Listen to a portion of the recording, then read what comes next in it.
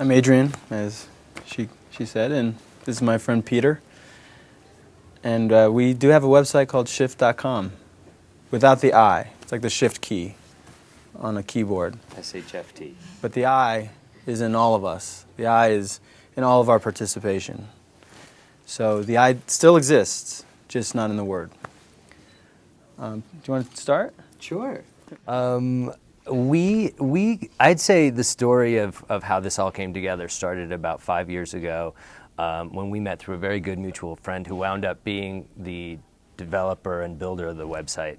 And we kind of had the same philosophy, I think, about environmentalism, and having grown up with mothers who were pretty liberal and environmental, both of us, I think it was just ingrained in us, and the idea that the space was open for something in new media that would be an environmental, cultural, social platform that wasn't preachy or prescriptive or doom and gloom, or even happy green talk that kind of annoyed us, I would say, and so we wanted our own sensibilities to be a part of that, and we felt that there were a lot of people in a generation of people who are becoming way more conscious about everything, really, but environmental things, of course, as well,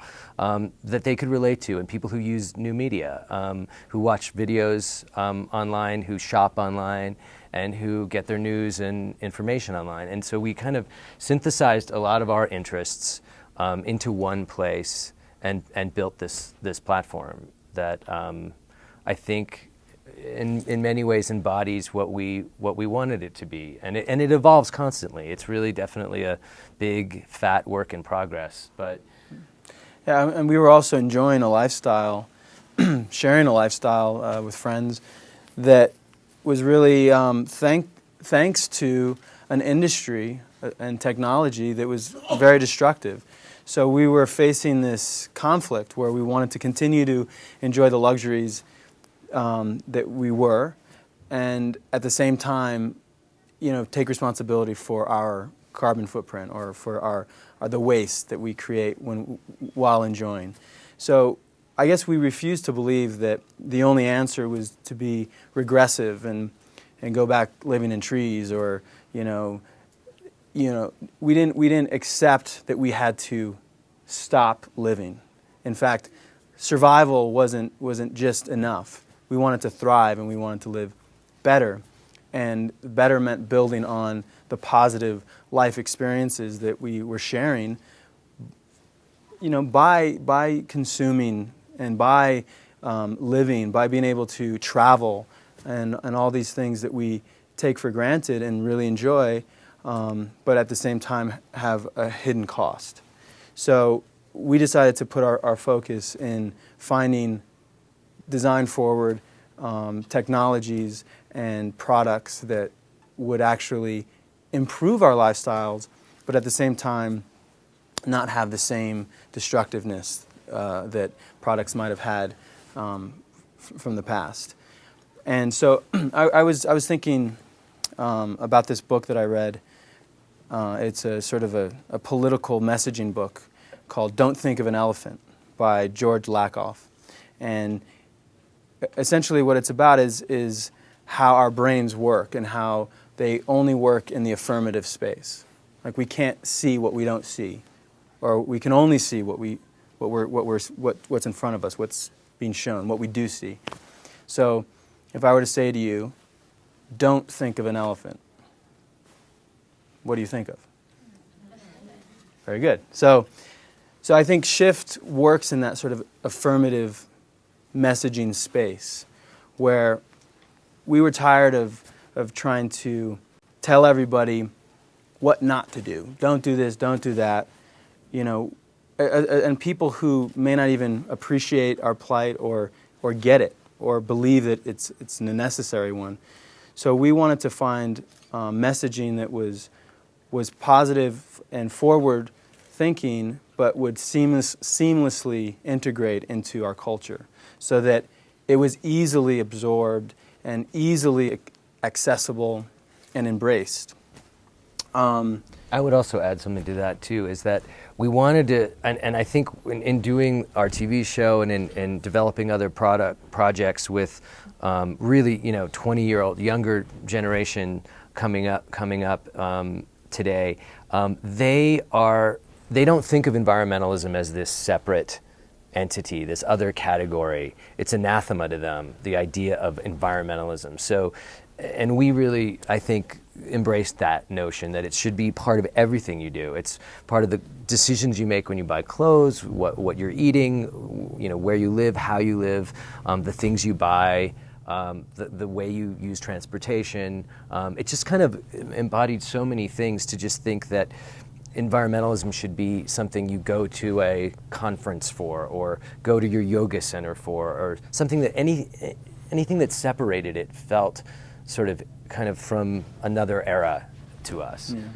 So we would suggest to think of an elephant, but think of it as this stoic creature with majestic qualities that's carrying us forward into this place where our lives integrate seamlessly into environmentalism, and come to places like Wanderlust, where you can enjoy rock music, you can dance the night away, and then get up and do 2 classes of yoga before 10:30 or 11. It's 11:30 now, right? Wow, you should have had 3 in by now. And where this elephant is this forward positive entity that takes you to places like shift.com, which don't indulge in sort of destructive dramatizations, but actually provide, design-forward options and opportunities. So this is what the homepage looks like. It's how you watch YouTube videos with your friends. Gather around, yeah. It's shift.com without an I. We kind of have all kinds of coverage. There's always a main feature. There's a watch, a shop, and a read. We aggregate videos, we aggregate articles from all over, and we also have our own writers, and we make our own content as well. So that's what the site looks like.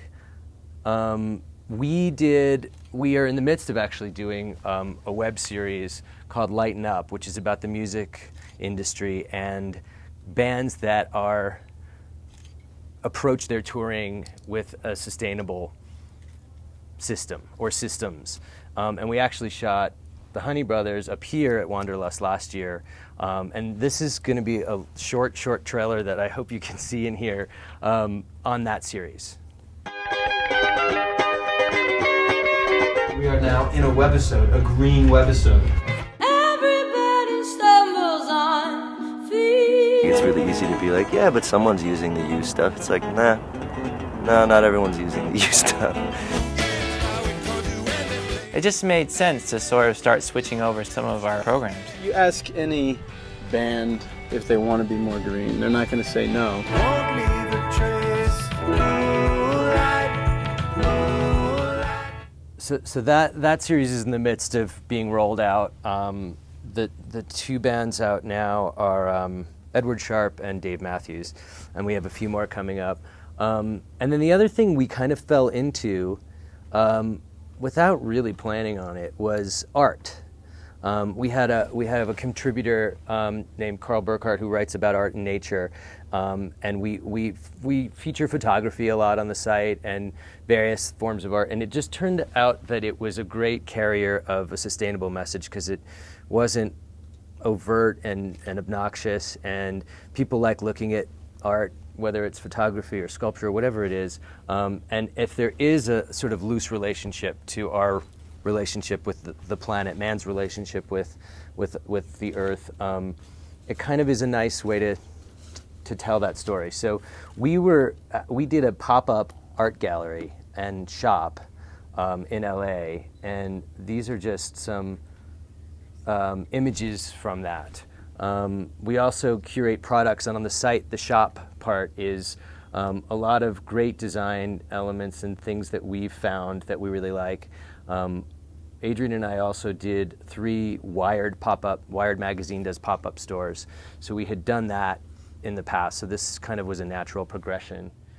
Yeah, I mean, it's sort of where art and commerce align, because not only do we need to start thinking about how we can reuse products, but also to design them well so that you don't have to throw them away.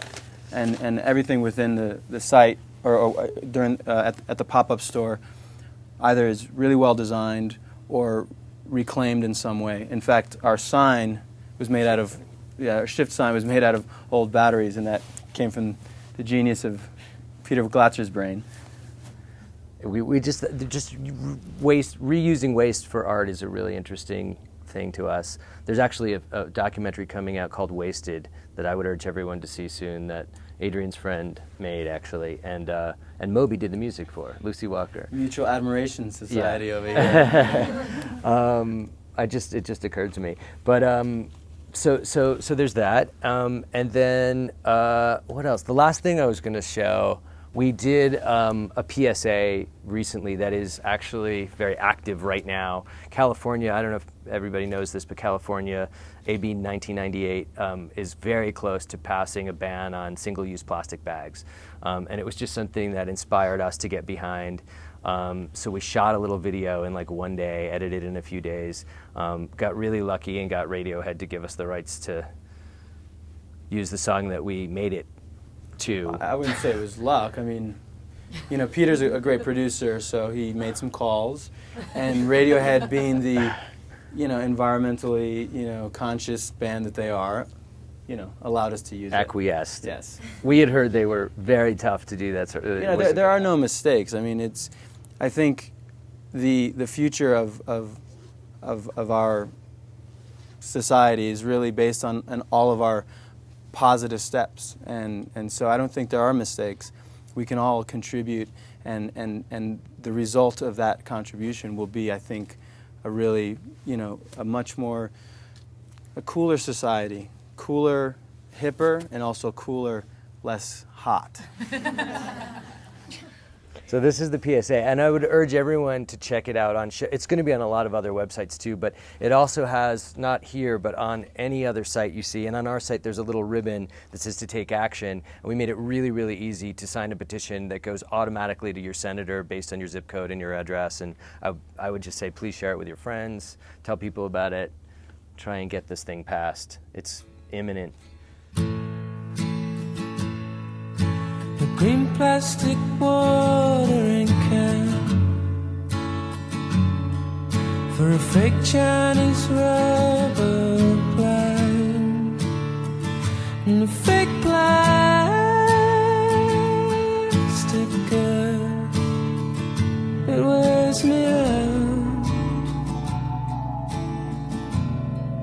It wears me out.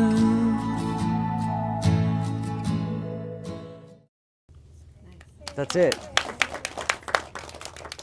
So, you know, Peter was talking about how easy it was to make this, and we all know because we have access to cameras and editing equipment. It's all at our disposal. So we really encourage you to make something and send it to us and be a contributor to the site, because it really does require all of our involvement, and the success of Shift really is about how we all come together to define the green movement, which we don't even like to call it anymore, the coolest and the most up-to-date and the best looking. But the interactivity is key. It really is. I mean, that's what excited, I think, both of us about, as much about our passion about the environment, was also the idea of new media being such a powerful tool and using that in a way that would seduce people to interact with it. So yeah, we take submissions in all three of the categories. People can write, people can send videos, make videos, find products that they love and send them in. There's a submit button on every single category and every page on Shift. So yeah. You're helping create a global tipping point. Hopefully, you know what? I think we're nudging it, but we're also reflecting where we are socially too now. I mean, I think what we're finding, which is so great, is that artists and manufacturers and designers are actually, we're finding these things when we curate this stuff. So we're nudging it in a way, but we're also reflecting, I think, what's going on, which is great to see. Yeah. Any questions? Food. Are you talking about the oceans and food and sustainable farming and all those things? Is that a part of the site? Yeah, we have a food contributor called, his beat is called Food Box, Farm Box.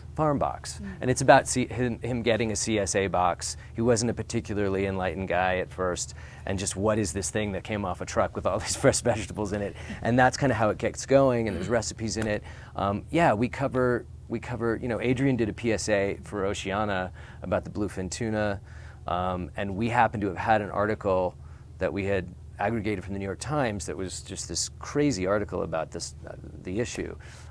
We also have a web series coming up called Gardens NYC, and it's it's profiles of unique, idiosyncratic New Yorkers who are die-hard New Yorkers who love living in an urban landscape, but also have this innate need to connect with nature. So we feature not only them, but their apartment gardens, essentially.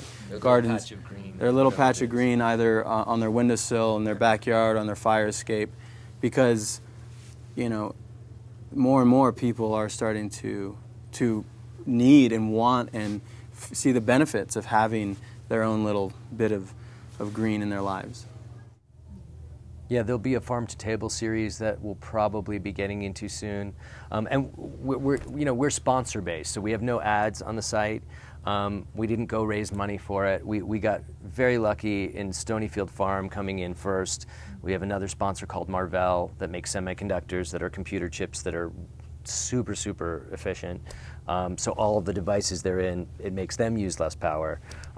They're in Blackberries, so that enables us to put our content together, and as we get more sponsors, we'll have more series. But yeah, we cover food, we cover wine, innovation, technology, art. It really runs the gamut. Thanks. Thank you.